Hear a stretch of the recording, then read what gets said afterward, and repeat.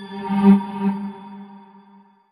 pemirsa, kembali lagi di Communication Talk kali ini bersama saya Asri. Dalam Communication Talk kali ini, saya sudah menghadirkan narasumber dari salah satu biro di Universitas Tribhuwana Tunggal, yaitu Biro Kemahasiswaan, yang hari ini dihadiri langsung oleh Kepala Bironya, yaitu Bapak Zerdi Masum, STMT.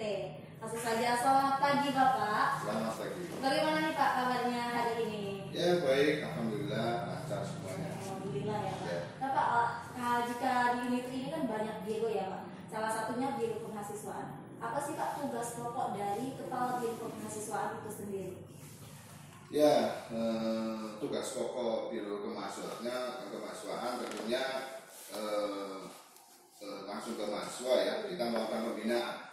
Pembinaan tersebut kalau di kemahasiswaan, kalau boleh saya sampaikan, saya membagi menjadi 3 bagian pembinaan. Pembinaan minat dan bakat, tentunya kita semuanya arahkan ke tidak hanya bagaimana mahasiswa itu merepresentasikan dirinya terhadap bidang minat bakat seperti olahraga, seni, kemudian intelektual, menulis dan sebagainya. Kita juga mencoba menggeser pembinaan tersebut dari sisi manajerial, juga dari sisi entrepreneurship. Itu 3 hal yang akan kita coba geser paradigma pembinaan di kemahasiswaan. Oke, mungkin kalau untuk aktivitas apa saja sih Pak yang dilingkupi oleh Biro Kemahasiswaan itu sendiri? Ya, kalau aktivitas yang dilingkupi tentu saja secara umum ya. Secara umum itu tentu di bidang minat bakat itu seperti seni, kemudian ada juga di bidang olahraga, kemudian dari bidang minat intelektual. Dan tambahan yang ingin kita berikan ke mahasiswa itu terkait dengan kemampuan mereka memanajemen organisasi mereka, sekaligus membuat mereka mampu membawa organisasi tersebut ke taraf entrepreneur. Harapannya dari sisi manajerial tentu mereka akan dilatih. Nantinya mereka akan berhadapan dengan dunia luar yang tentunya butuh skill-skill tersebut. Kemudian dari sisi entrepreneur, mereka mampu mengelola bagaimana organisasi yang saya kelola ini atau mereka kelola ini mampu menghasilkan income generator. Jadi menghidupi organisasi mereka sendiri. Nah tentu itu akan di luar akan sangat dibutuhkan skill-skill seperti itu. Oke, baik. Jika seperti itu ya Pak. Kemudian kita berbicara mengenai tadi itu organisasi kemahasiswaan ya Pak. Ya. Lalu kebijakan-kebijakan apa sih Pak yang dilakukan oleh Biro Kemahasiswaan untuk untuk Ormawa ini seperti UKM, BPM, BEM dan HMJ gitu? Ya. Untuk kebijakan untuk mengarah ke 3 tadi ya, 3 yang ingin kita sasar tadi, tentunya pertama kita mencoba mengumpulkan mereka, menjelaskan bagaimana atau kemana arah kemahasiswaan ini. Dan kita sudah lakukan itu, kita kumpulkan HMJ, kita kumpulkan UKM, dan kita beri pemahaman mereka bahwa kami dari kemahasiswaan menginginkan kalian memiliki skill seperti ini. Dari situ akhirnya kalian harus bergerak dengan seperti ini, dan itu sudah kita sampaikan semuanya. Ya syukur alhamdulillah walaupun belum 100%, tapi sebagian besar sudah mulai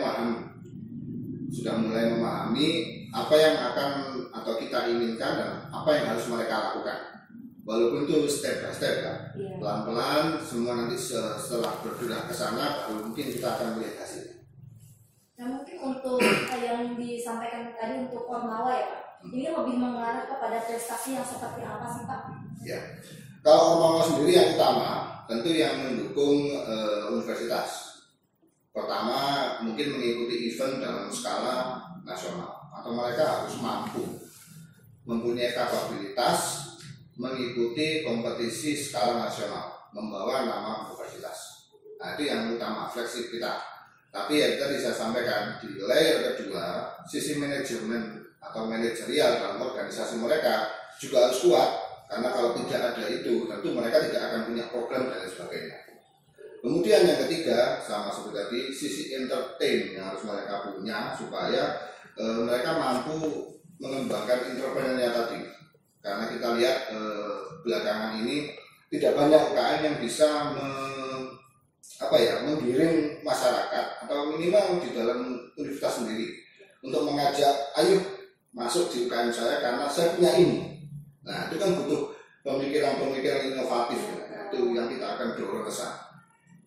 Untuk UKM sendiri ya Pak, itu di Unitri ini ada berapa UKM sih? Sampai sekarang ada sekitar 19 UKM ya, baik yang aktif maupun yang belum aktif. Nah kita tidak mempermasalahkan mahasiswa atau UKM yang belum aktif karena kita akan mengambil sampel, mengambil contoh. UKM tidak terlalu banyak tapi benar-benar jadi. Nah saya harap nanti akan bergulir UKM lain mulai melihat, oh UKM ini sudah mulai bagus. Kenapa? Akhirnya mereka mau belajar. Itulah sasaran kita. Dan kita bersyukur juga beberapa UKM sudah mulai memahami pentingnya UKM tersebut. Nah dari situlah kita mulai menanamkan mereka 3 hal utama yang akan kita tawarkan ke mereka. Organisasi ini harus seperti ini. Nah itu terus berjalan. Kalau saat ini itu HMJ ya Pak, kan itu sudah dialihkan ke fakultasnya masing-masing ya Pak. Apakah bagi biro mahasiswa itu ada dampak positif atau negatifnya Bu? Ya, kalau dari biro kemahasiswaan sendiri sebenarnya tidak ada dampaknya. Jadi kenapa sih kita mengembalikan ke HMJ ke bagiannya, ke himpunannya? Jadi ada 2 hal di situ.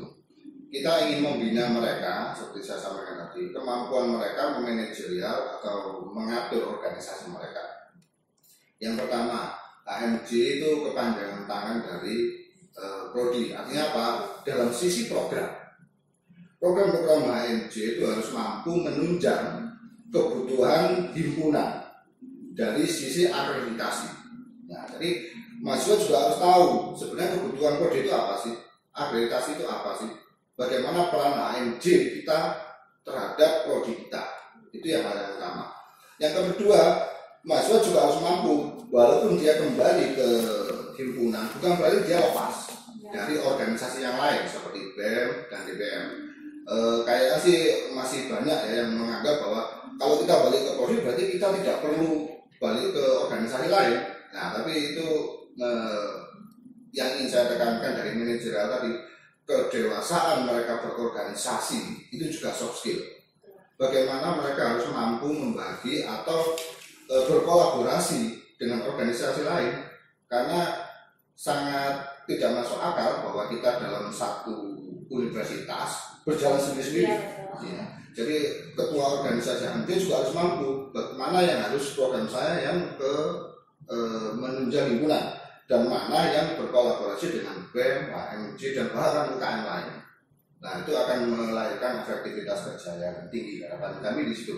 Nah, makanya diperlukan kemampuan manajerial dari masing-masing pimpinan HMJ. Oke, berarti lebih kepada bagaimana dari HMJ itu memanajerialnya aja ya? Harus mampu seperti itu. Oke, kalau ini Pak, kegiatan yang paling besar ya Pak, yang dilakukan oleh biro kemahasiswaan mungkin yang akan dilaksanakan atau yang sudah dilaksanakan sampai saat ini itu apa ya Pak?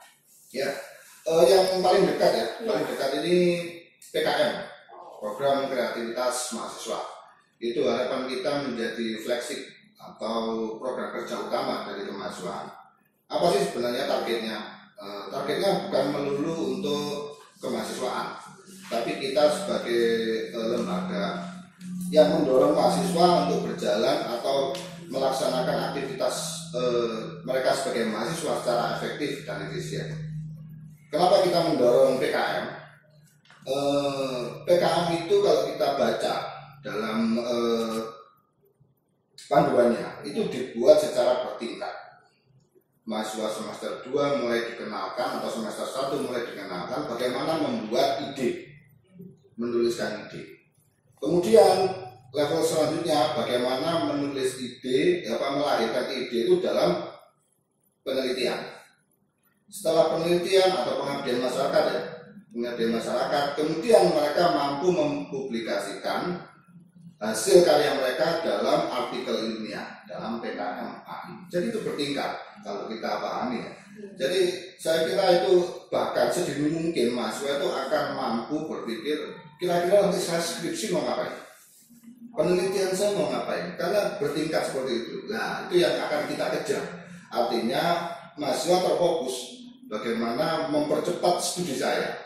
Nah, studi seorang mahasiswa kalau dia memahami bagaimana PKM itu dikembangkan. Jadi kita selalu berharap mahasiswa itu tahu sejak dini apa itu PKM, apa keuntungannya, dan apa yang harus saya lakukan supaya saya lebih cepat dari yang lain melalui program PKM tersebut. Untuk PKM ini sendiri Pak diselenggarakan oleh siapa? Untuk saat ini kita mencoba ya, ini hal baru ya. Jadi kita buat PKM kompetisi di universitas dulu. Setelah itu PKM ini akan kita kirim ke tingkat nasional. Mereka ini diselenggarakan oleh Kemendikbud. Ya, jadi kita membuat bis pelaksanaan atau aturannya itu seperti yang dicanangkan oleh Kemendikbud, tapi kemudian kita turunkan dulu di level universitas. Nah, saya harap di sini mahasiswa itu mulai berpacu, berpikir bagaimana saya membuat atau kami membuat inovasi dan sebagainya. Ya perlu kita ketahui ya, ini sebagai informasi, mahasiswa saat ini itu tidak hanya dituntut belajar saja. Mereka itu tetap dituntut 3 hal sama seperti dosen. Melaksanakan belajar mengajar, mereka perlu belajar, melaksanakan pengabdian masyarakat, dan penelitian. Itu semua ada dalam PKM. Kalau mereka memahami bahwa itu semua didanai oleh negara dan internal kita juga mendorong ke sana, tentunya itu akan menjadi hal yang positif. Berarti dari mahasiswa ini lebih mendorong mahasiswa untuk ke prestasi ya Pak ya? Prestasi. Oke. Terima kasih Pak buat waktunya sudah berbincang-bincang pada saya.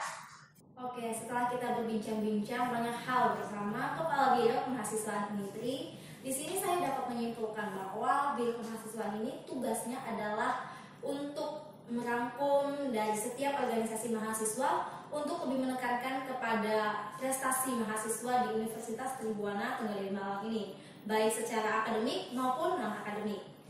Sekian saja untuk talk show kita kali ini. Terima kasih, saya Asri, pamit undur diri dan sampai jumpa.